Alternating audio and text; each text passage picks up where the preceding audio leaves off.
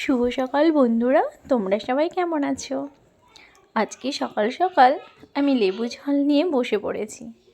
সকালে আমার একটু লেবু জল খাওয়া অভ্যাস আছে, আর বড়মশাইয়ের আবদারে আজকে সকালবেলায় জল খাবার সুজির উপমা বানাবো ভাবছি।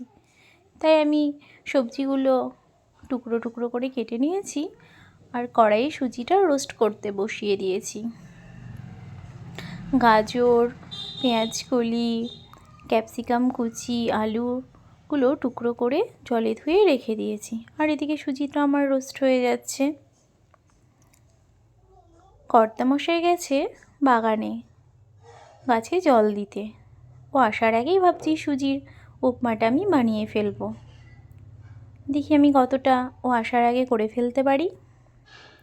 এরপরে সুজিটা রোস্ট হয়ে গেলে এটাতে আমি সামান্য গরম জল দিয়ে ঢাকা দিয়ে দেব। সামান্য গরম জল দিয়ে ঢাকা দিলেই সুজিটা অনেকটাই নরম হয়ে আসবে।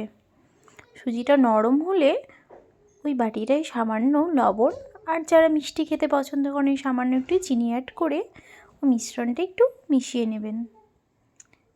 তাহলে সুজির উপমাটা অনেক বেশি টেস্টি হবে।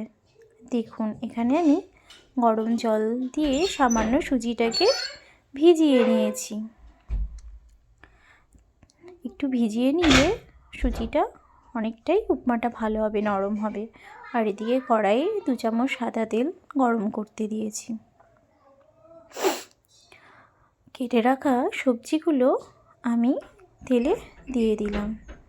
এবার এগুলো আস্তে আস্তে নাড়ব, আর একটা ঢাকা দিয়ে একটু করে ঢাকা দিয়ে ভাজতে থাকলে সবজিগুলো আমার নরম হয়ে আসবে।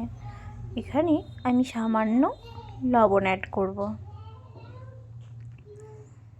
যাই বলুন না কেন, এই শীতের দিনে সকালে জলখাবারে এটা খেতে ভালোই লাগে। এই দেখুন, এর মধ্যে আমার লেবু জলটাও প্রায় খাওয়া শেষ হয়ে গেল। একদিকে রান্না করছি আর একদিকে আমি লেবু জল খাচ্ছি। লেবু জল খাওয়া সকালবেলায় খুব উপকার। আমার অনেকটা লেবু জল খেয়ে ঠান্ডা লাগাটাও অনেকটা কমে গেছে। এই দেখুন, মোটামুটি আমার সুজির উপমাটা রেডি হয়ে গেছে। ভেজানো সুজিটা যে ভাজা হয়েছে ওটা ঢেলে দিয়েছিলাম, নাড়াচাড়া করে সামান্য নামিয়ে নিয়েছি। এই যে বড়মশাইয়ের জন্য আমার সুজির উপমা একদম রেডি হয়ে গেছে। চাইলে আপনারাও বাড়িতে বানাতে পারেন।